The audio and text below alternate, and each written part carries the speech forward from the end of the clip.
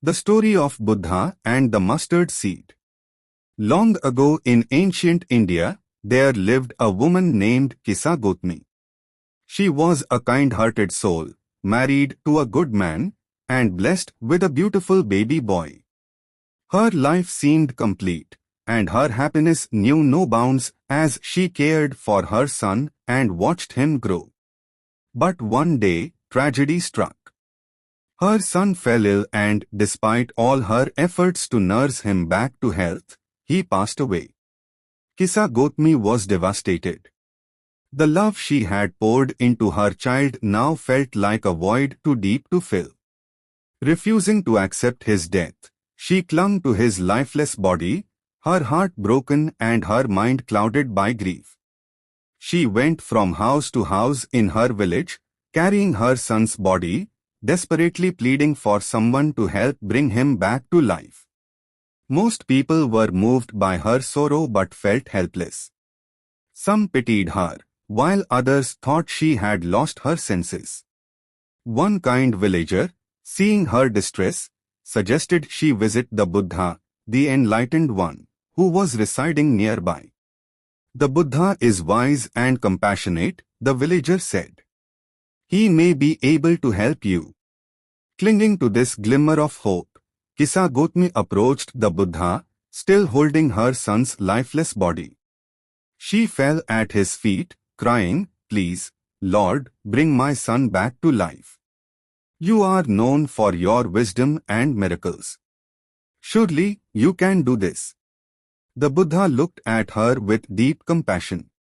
He understood her pain and the depth of her attachment to her son.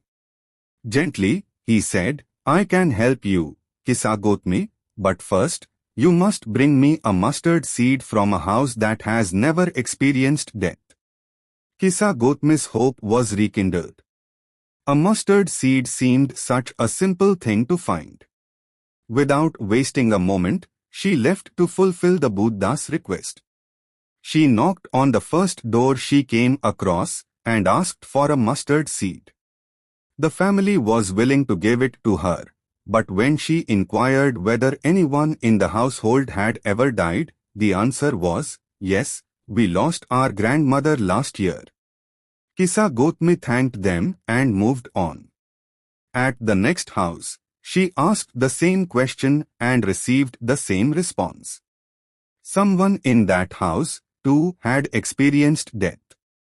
Door after door, house after house, she asked for a mustard seed and inquired if death had ever visited the household. Each time, the answer was the same: death had touched every family in some way. As the day wore on, Kisa Gotmi began to realize the truth of what the Buddha was teaching her. Death is a universal experience, an inevitable part of life. No one is exempt, no matter how much we love or are loved. Finally, as evening approached, she returned to the Buddha, empty-handed but with a heart that was lighter. She placed her son's body at the Buddha's feet and said, "I understand now, Lord. Death is part of life, and no one can escape it. I was blinded by my grief, unable to see that my pain is not unique. Everyone carries their own burdens of loss." The Buddha smiled gently and said, "Kisa Gotmi, the living are few, but the dead are many. Like leaves falling from a tree, all beings must one day die. Clinging to what is impermanent brings suffering. Let go, and you will find peace." Kisa Gotmi decided to stay with the Buddha and his disciples. She became a devoted follower, dedicating her life to understanding the nature of suffering and finding freedom from it. Over time, she attained enlightenment, realizing the impermanence of all things and the wisdom of letting go. This story illustrates one of the Buddha's core teachings, the inevitability of death and the importance of accepting impermanence. By understanding that suffering comes from clinging to what is temporary, we can learn to find peace even in the face of loss.